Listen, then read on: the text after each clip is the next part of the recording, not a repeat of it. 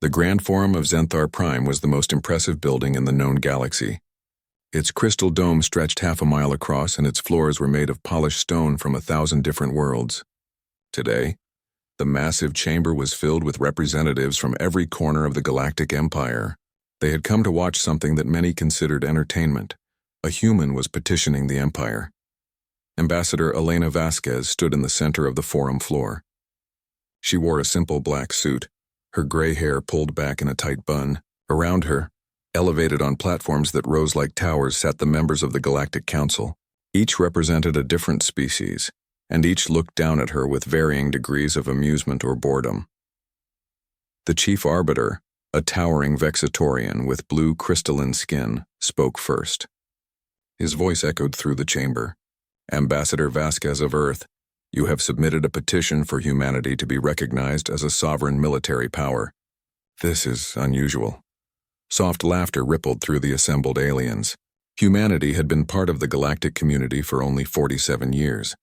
They were considered young, naive, and frankly irrelevant in military matters. We have reviewed your species' contributions to imperial defense, continued another council member, a Threxian with 6 eyes and mandibles that clicked when she spoke. You have provided medical personnel, engineering support, and adequate trade goods. However, your military record shows no significant combat operations, no major fleet actions, no conquered territories, nothing that would justify this request.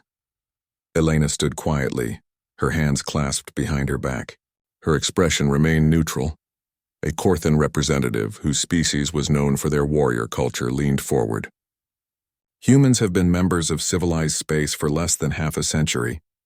My ancestors were conquering star systems when your people still lived in caves. What makes you think you deserve to sit among true military powers? More laughter. Louder this time.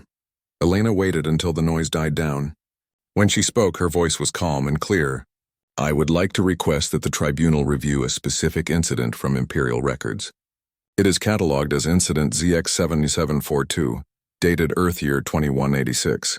The Chief Arbiter looked puzzled. 2186? That predates your species' contact with the Empire by several decades. Yes, Elena said. It does. The Arbiter gestured to the Imperial archivists who sat in a separate section of the forum. They were the keepers of all official records, every action taken by the Empire for the last 3,000 years. The senior archivist, an elderly Zenthari with silver skin, began searching through the data systems. Several minutes passed. The council members talked among themselves, clearly confused about where this was going. Finally, the archivist spoke. I have found reference to the incident.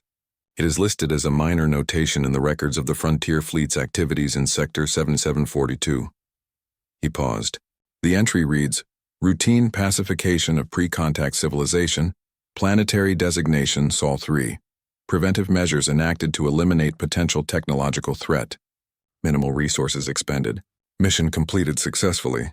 The chamber fell silent. Elena's jaw tightened. Could you please clarify for the council what routine pacification means in Imperial military terminology? The archivist looked uncomfortable. It refers to the neutralization of a developing civilization that might pose a future security risk. And what does preventive measures typically involve? Elena pressed. Orbital bombardment, the archivist said quietly. Targeted strikes against population centers and industrial facilities. The silence in the chamber became heavy.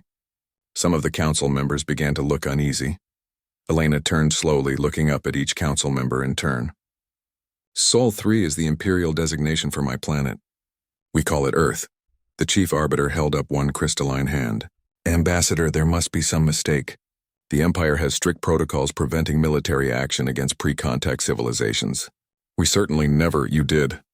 Elena's voice cut through his words like a blade. On March 15, 2186, an Imperial fleet entered our solar system. We detected them when they crossed the orbit of Neptune. At that time, humanity had just established our first permanent stations in Earth orbit. We had fusion power, but we had not yet developed faster-than-light travel. We were no threat to anyone. She began walking slowly around the forum floor, her footsteps echoing in the stunned silence. The fleet commander was Admiral Vexcor of the Frontier Fleet. His ships had been pursuing pirates through nearby systems. When his sensors detected unusual energy signatures from Earth, He decided to investigate. He found us, and he made a decision. Elena stopped walking and looked directly at the chief. Arbiter, Admiral Vexcor decided that humanity's early fusion experiments might potentially be useful to pirates or other hostile forces in the future, so he classified us as a potential security risk. He did not attempt communication. He did not consult with higher command. He simply gave an order. Her, hands clenched at her sides, 3 orbital bombardments, Beijing, São Paulo, Lagos, the 3 largest cities on Earth. Each strike was calculated to maximize casualties while minimizing resources expended. It was, as your records indicate, very efficient. Some of the council members were now visibly disturbed. Others looked skeptical. 3 billion people died that day, Elena continued. 3 billion. Men, women, children. They died in nuclear fire from weapons they couldn't understand, launched by ships they couldn't fight, by an empire they didn't know existed. The Threxian council member spoke up. Ambassador, these are serious allegations. Do you have proof beyond this single archived entry? Elena reached into her jacket and pulled out a small data drive. I have wreckage from Imperial weapon systems that crashed in the Pacific Ocean. I have radiation signatures that match Imperial fusion warheads. I have genetic damage that is still present in the descendants of survivors. 4 generations later, I have testimony from the 15,000 people who were on our orbital stations and watched helplessly as their world burned. She held up the data drive. And I have Admiral Vexcor's own logs, which we recovered from a damaged Imperial probe that was left behind in our system. Would you like me to play them? The chief arbiter looked to the other council members, then nodded slowly. Elena plugged the drive into the forum's central display system. A holographic image appeared above the forum floor. It showed the interior of a ship's bridge and a Vextorian admiral sitting in the command chair. The recorded voice was bored, almost casual. Target confirmation. 3 major population centers on Sol 3. Indigenous species shows signs of early fusion technology development. Threat assessment. Low current, moderate potential future risk. Recommendation: preventive sterilization. Orders confirmed. Executing bombardment pattern Alpha 7. Estimated indigenous casualties acceptable. Mission timer commence. The hologram disappeared. Elena's voice, when she spoke again, was cold as ice. You call it routine pacification. You call it preventive measures. You call it acceptable casualties. She paused. We call it the day you murdered 3 billion innocent people. We call it the day you taught us that the universe is not safe. We call it the day we learned what we needed to become to survive. She looked around at every council member. And we remember everything. The grand forum erupted in chaos. Council members shouted at each other. Some demanded investigations. Others claimed it was impossible, that protocols would have prevented such an action.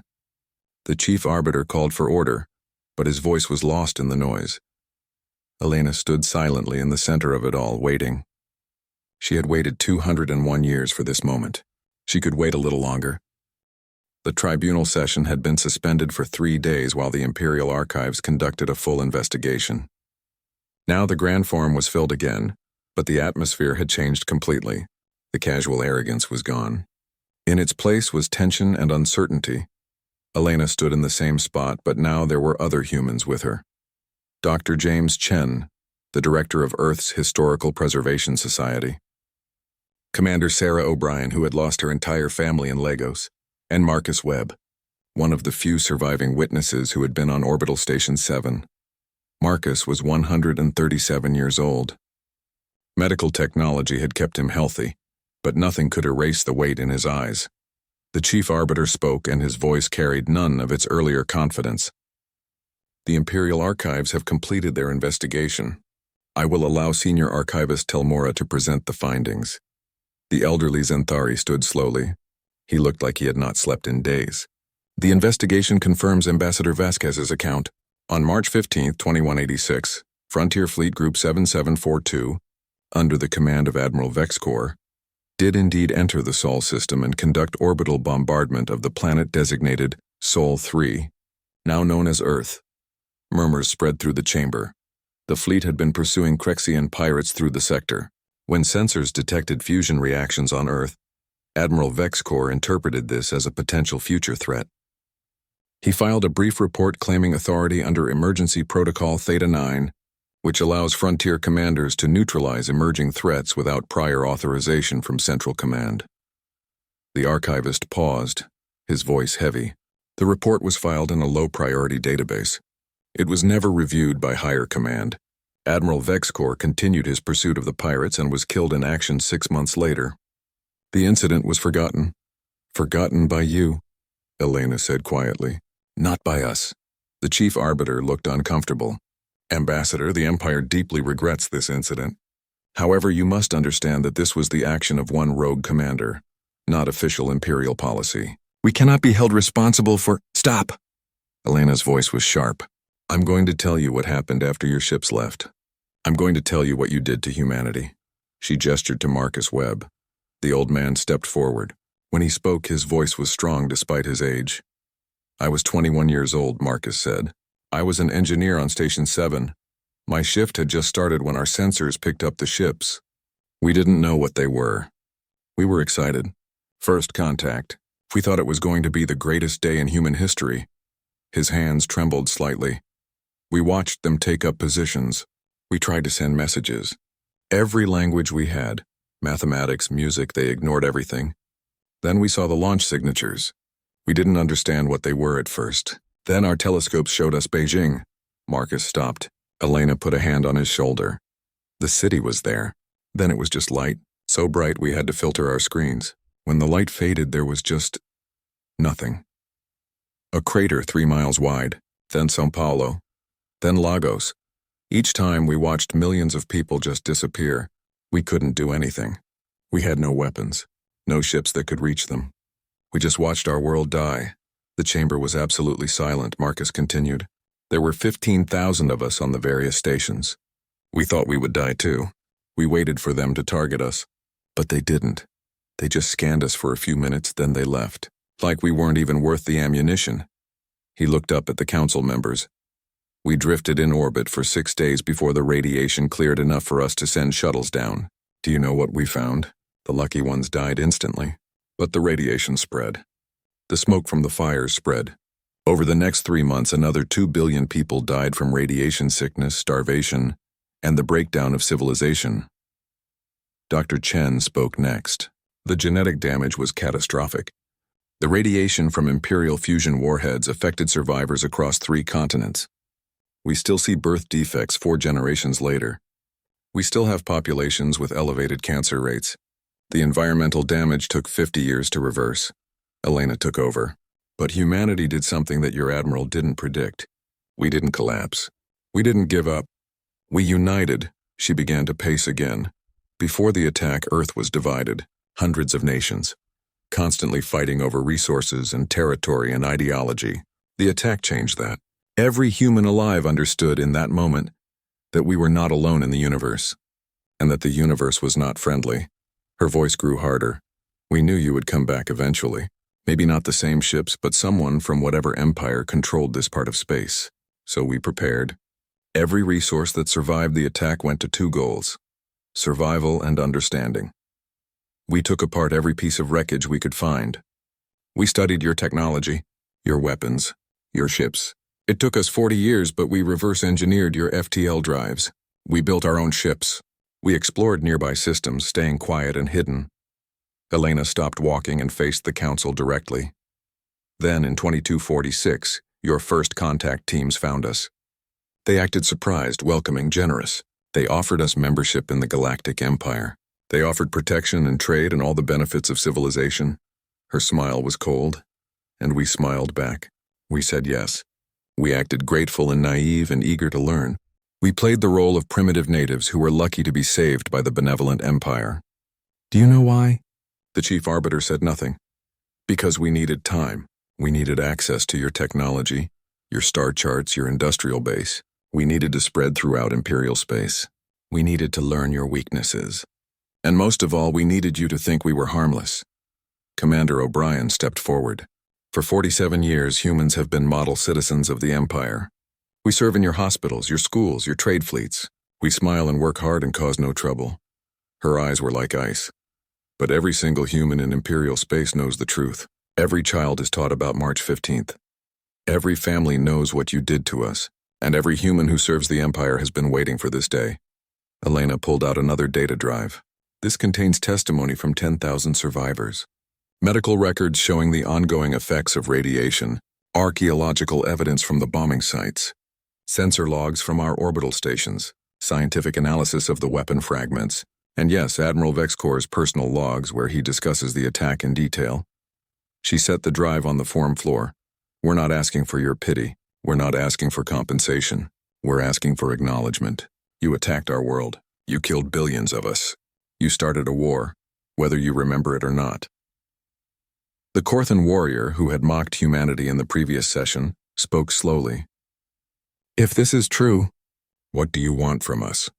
Elena's expression was deadly serious. We want the Empire to admit what it did. We want this incident entered into the official histories. We want every species in Imperial space to know that the mighty Galactic Empire murdered 3 billion people because one Admiral was too lazy to make first contact. Properly, she paused. And we want you to understand that humanity never surrendered. We never accepted your authority. We simply waited for the right moment to remind you that you attacked first. The Chief Arbiter looked around at the other council members. They all looked shaken. What are you saying, Ambassador? Elena's smile was thin. I'm saying that you thought this was a petition for recognition. It wasn't. It was a declaration of war. The war you started 201 years ago.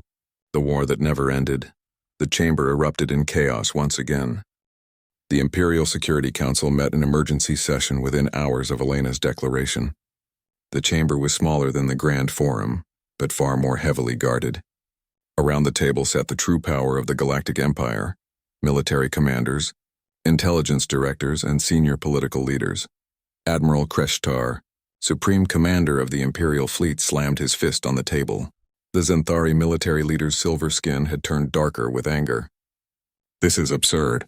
One human makes wild accusations and suddenly we're supposed to believe they pose a military threat? The accusations are not wild, said Director Velshara of Imperial Intelligence. The Threxian's 6 eyes blinked independently as she reviewed data on multiple screens. Our investigation confirms the 2186 incident occurred exactly as described. Moreover, we have disturbing gaps in our surveillance of human activities over the past 4 decades. What kind of gaps? Asked Minister Corthan, the senior civilian authority present. Velshara's mandibles clicked nervously. Significant ones. Human colony ships have been traveling to systems we classified as low priority. Their merchant fleet has grown substantially larger than economic models would predict. And we have numerous reports of human personnel requesting transfers to sensitive facilities, which we approved because they seemed harmless. They are harmless, Admiral Kreshitar insisted. Humans have no significant military infrastructure. Our satellites would have detected large-scale ship construction or weapons development. Elena's voice came from the chamber's entrance. Your satellites see what we want them to see. Every head turned. Elena stood in the doorway with 2 human security officers. She had not been invited to this meeting. How did you get in here? Kreshtar demanded. We've been walking through your security for 47 years, Admiral. Your door locks are remarkably simple once you understand the encryption algorithms. Elena walked calmly to the table. But I'm not here to show off. I'm here to save you some time. You're wondering if humanity actually poses a threat. Let me answer that question. She placed a small holographic projector on the table and activated it. The projection showed a star map of the Empire's outer territories. Dozens of systems were marked with red indicators. These are human colonies that your records classify as small mining operations, agricultural settlements, or research stations. Elena's finger traced through the hologram. In reality, they're forward operating bases. Each one has underground shipyards, weapons manufacturing facilities, and defensive platforms hidden in asteroid fields or gas giant atmospheres. The room was dead silent. This is New Terra, which you think has a population of 50,000. She zoomed in on one system. The actual population is 3 million. Half of them are military personnel. The planet has 12 orbital defense stations and a shipyard capable of producing 6 capital ships simultaneously. She moved to another system. Nova Scotia, listed as a research colony studying native life forms. Actually home to the 3rd Human Fleet and our primary weapons research facility. System after system, Elena revealed the truth. What the Empire thought were scattered, peaceful colonies were actually a fully developed military infrastructure. Director Velshara's skin had paled to almost white. This is impossible. We monitor all resource shipments, all communications, all— You monitor what we let you monitor, Elena interrupted. Humans are very good at hiding things. We've had practice. Admiral Kreshitar stood up. Even if this is true, you cannot possibly match the Imperial fleet. We have 40,000 capital ships, 5 million support vessels, and defense platforms around every major world. Elena smiled. You're right. In a direct confrontation, we would lose. That's why we would never fight a direct confrontation. She changed the holographic display. Now it showed detailed schematics of Imperial ship designs. We've spent 2 centuries studying your technology. We know the weaknesses in your shield generators. We know the blind spots in your sensor arrays. We know that your ships are designed for overwhelming force, not tactical flexibility. A video played showing a simulation. It depicted a small group of human ships attacking a much larger Imperial force using hit-and-run tactics, targeted strikes, and coordinated swarm attacks. Human military doctrine is based on one principle: we cannot afford to lose. Every human ship, every human soldier represents a species that almost went extinct. We don't waste resources on displays of power or honor duels. We fight to win, using whatever methods work. She looked directly at Admiral Kreshitar. You have thousands of ships, but you're spread across hundreds of systems, maintaining order over dozens of species. How many of those ships can you actually mobilize for a fight against us? And while you're mobilizing them, how many of those other species will see their chance to revolt? How many old grudges are waiting for the Empire to show weakness? The Admiral's expression shifted. He had not considered that, Elena continued. We analyzed the 2186 attack very carefully. Do you know what we learned? That Admiral Vexcor defeated us with just 6 ships. 6 because we couldn't fight back. But that also taught us something else. She leaned forward. Small forces can accomplish strategic objectives if they're willing to be ruthless, if they're willing to target what matters instead of wasting resources on what doesn't, if they're willing to accept casualties in pursuit of victory. Minister Corthan spoke carefully. Ambassador, you are describing terrorist tactics. No, Elena said firmly. I'm describing the tactics of a species fighting for survival against a vastly superior force. You call it terrorism when it's used against you. But when your admiral used it against Earth, you called it efficient. She stood straight. Every human in Imperial space has been gathering intelligence for decades. We know where your shipyards are. We know where your command centers are located. We know which systems are critical to your supply lines. We know which of your allies are reliable and which are only loyal because they're afraid. And most importantly, we know something you've forgotten. We know that the Empire is only as strong as its reputation. If one small species can defy you successfully, others will follow. The Empire is not held together by love or loyalty, Admiral. It's held together by the belief that resistance is impossible. She smiled coldly. We're about to prove that belief wrong. Director Velshara's voice was quiet. This is madness. Even if you achieve some tactical victories, you cannot win a long war against the Empire.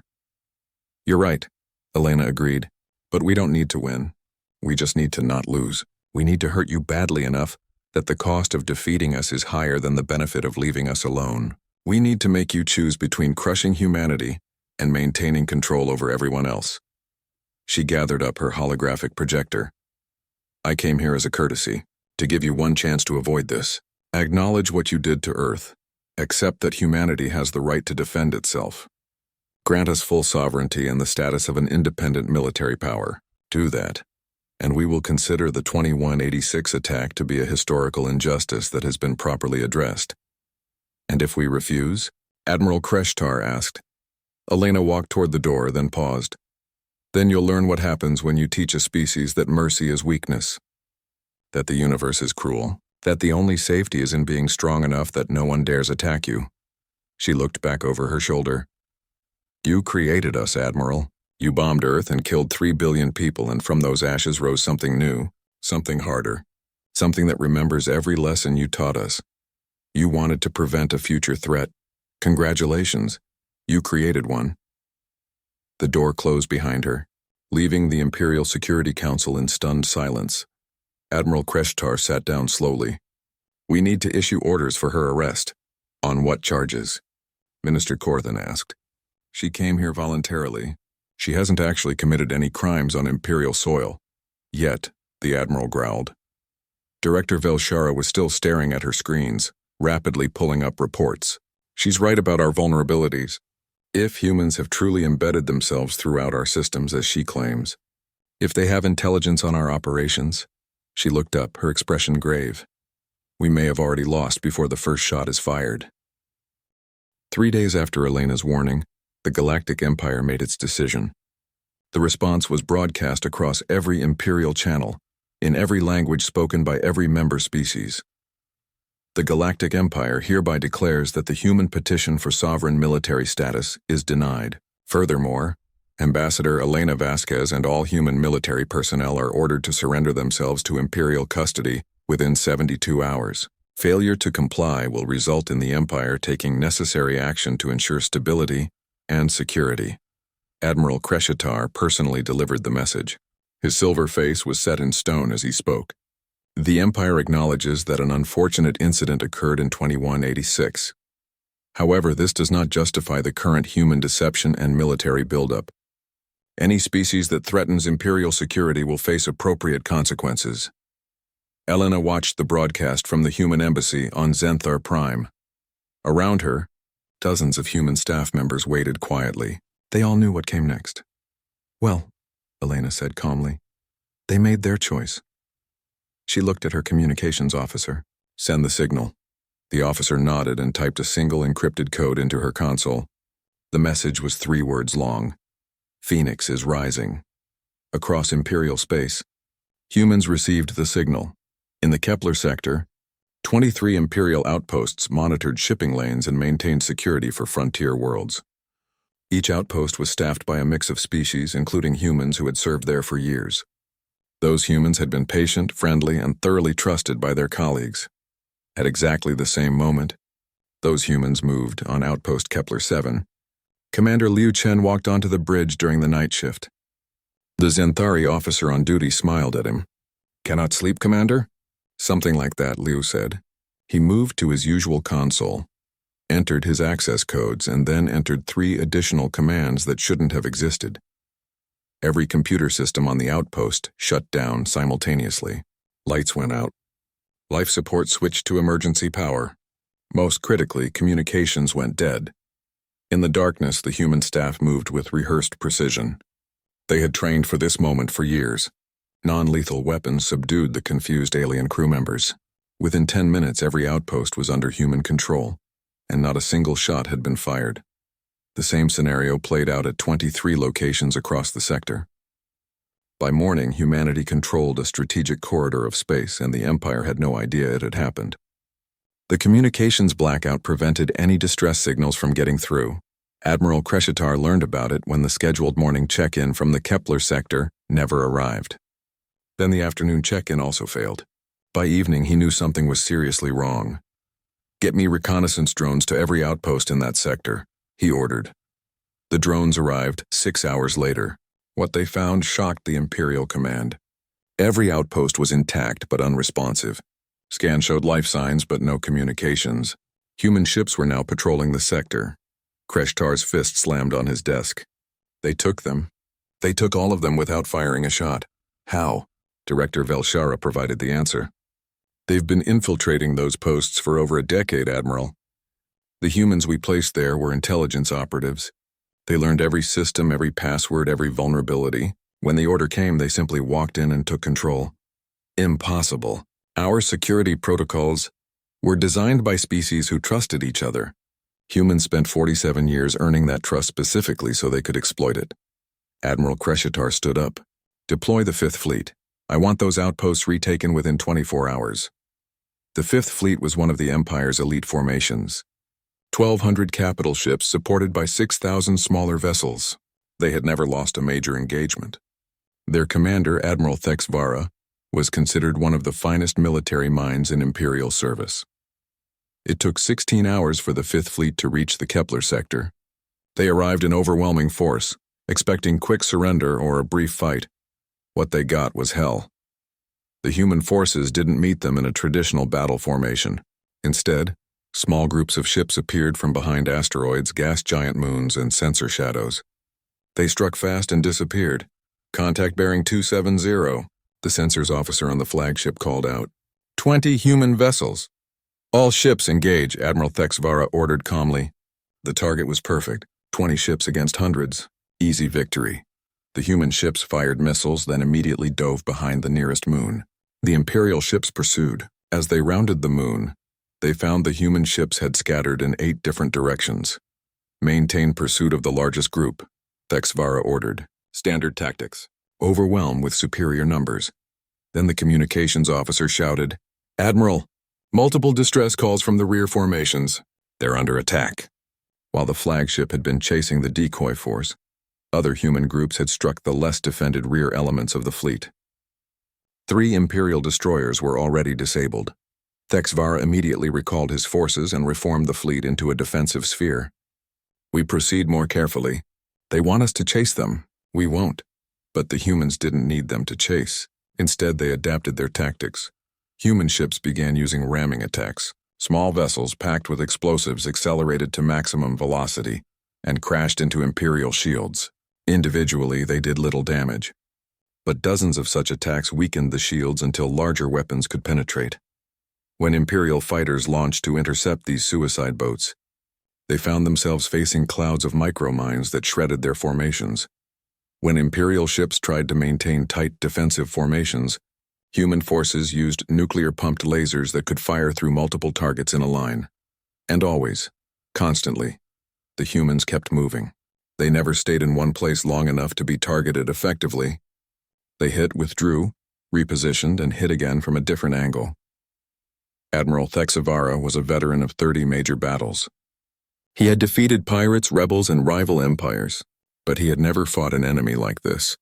An enemy with no honor, no respect for proper combat, no hesitation about sacrificing their own ships. "They fight like insects," his tactical officer said with disgust, watching another swarm attack develop.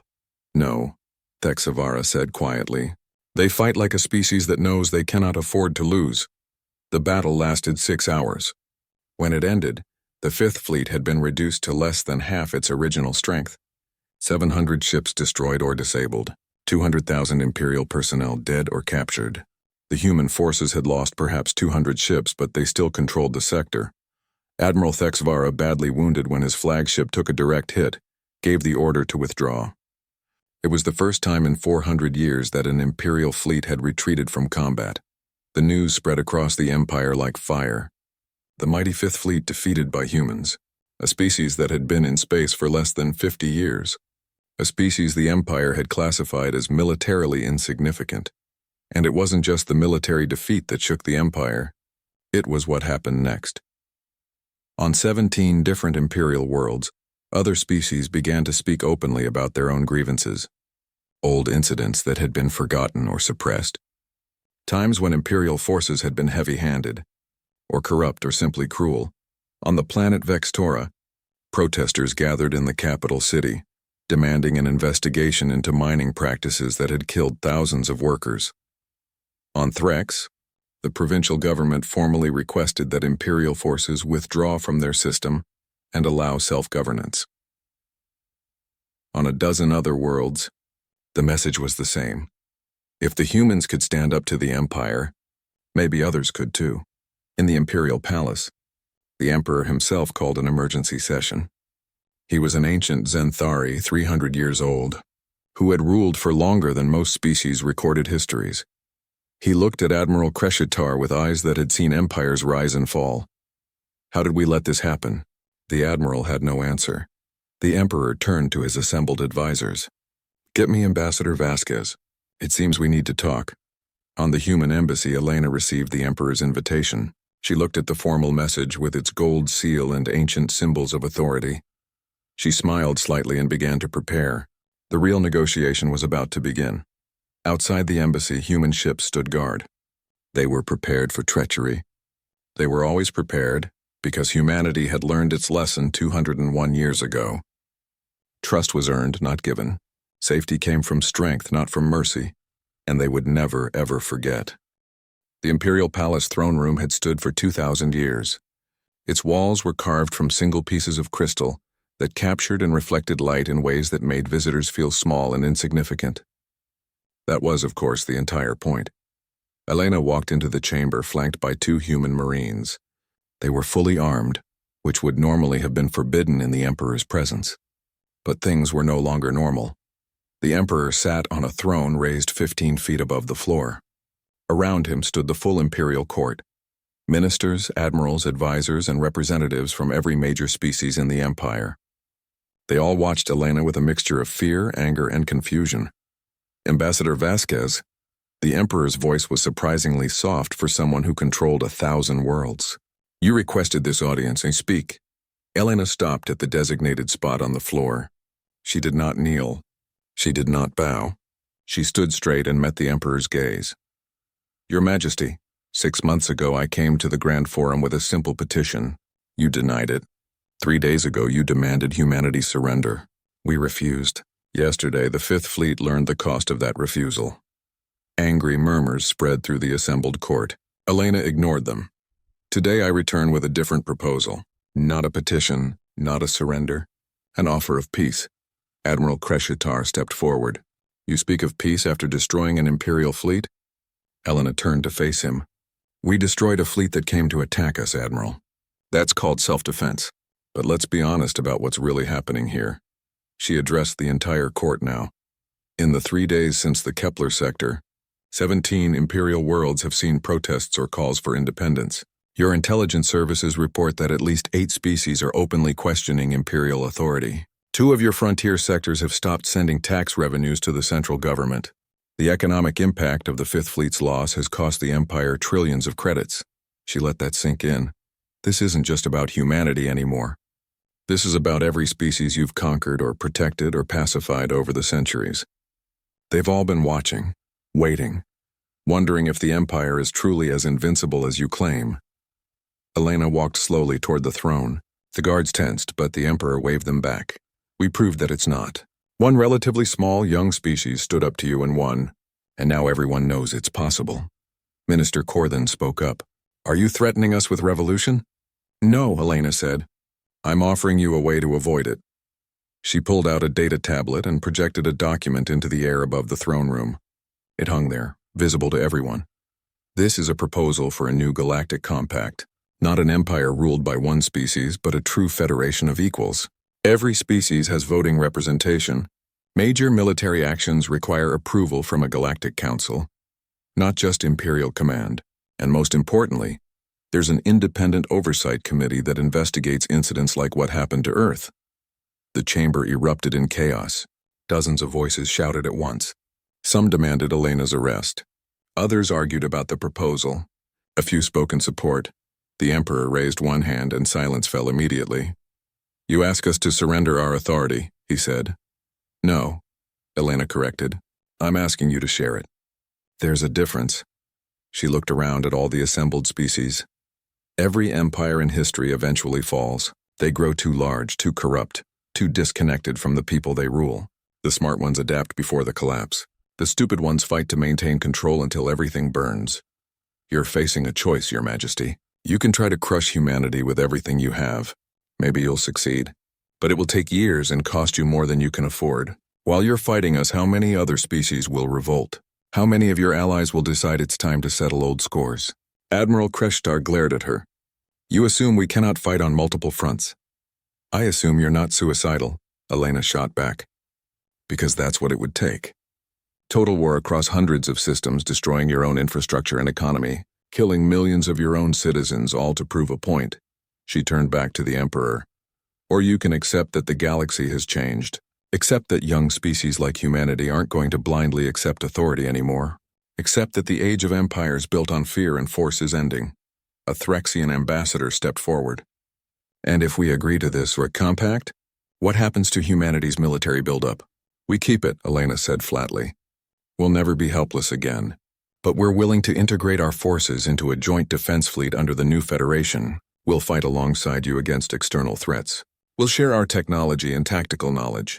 We'll be partners, not subjects. But we will not disarm. Ever. The Emperor was silent for a long moment. His ancient eyes studied Elena carefully. You realize what you're asking is unprecedented. The Empire has existed for 3,000 years, and it can exist for 3,000 more, Elena said, but it has to evolve. Humanity isn't your enemy, Your Majesty. We're the warning sign. We're the species that shows you what's coming if you don't change. She gestured to the projected document. This compact includes formal recognition of the 2186 attack as a war crime. It includes reparations for Earth. But more than that, it includes a promise that nothing like that will ever happen again to any species. It creates real checks and balances, real accountability. Director Velshara spoke quietly. We've been analyzing the situation, Your Majesty. Ambassador Vasquez is correct. We're facing potential civil unrest on multiple fronts. Fighting humanity while maintaining control over the rest of the Empire would require resources we may not have. Admiral Kreshitar looked like he wanted to argue, but he stayed silent. He had seen what humans could do in battle. He had no desire to see it repeated on a larger scale. The Emperor stood slowly. The entire court fell silent. You've put us in an impossible position, Ambassador.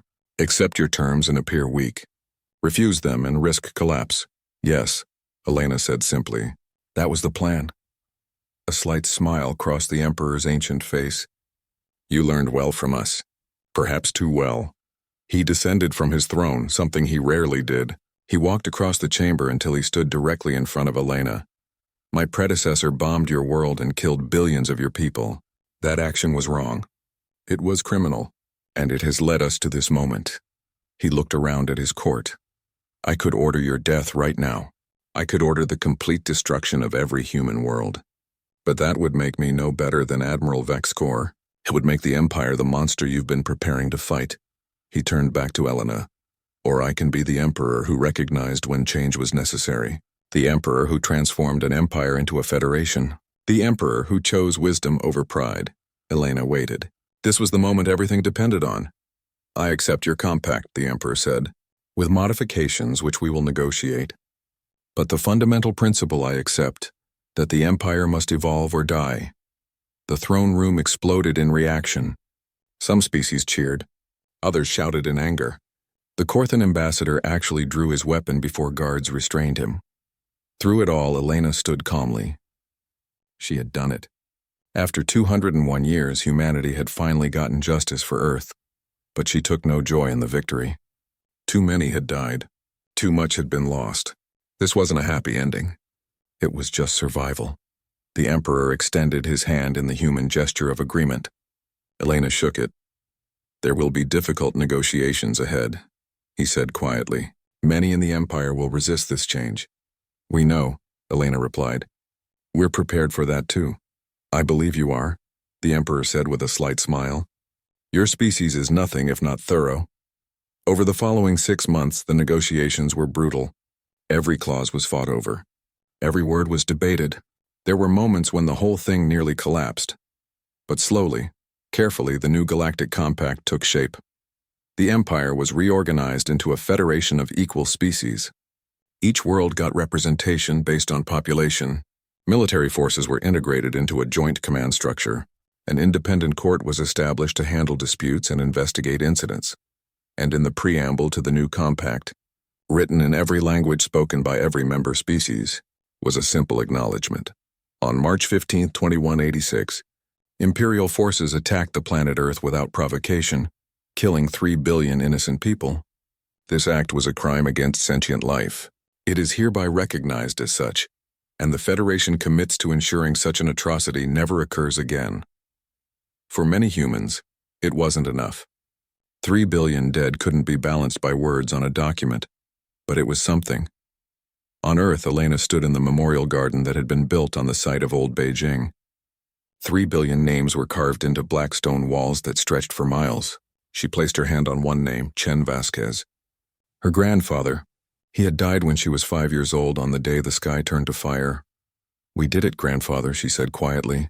We made them remember. We made them acknowledge what they did. She looked up at the sky, where human warships now patrolled alongside vessels from a dozen other species. The fleet was ready, always ready, because humanity had learned its lesson. The universe was not safe. Peace was not guaranteed.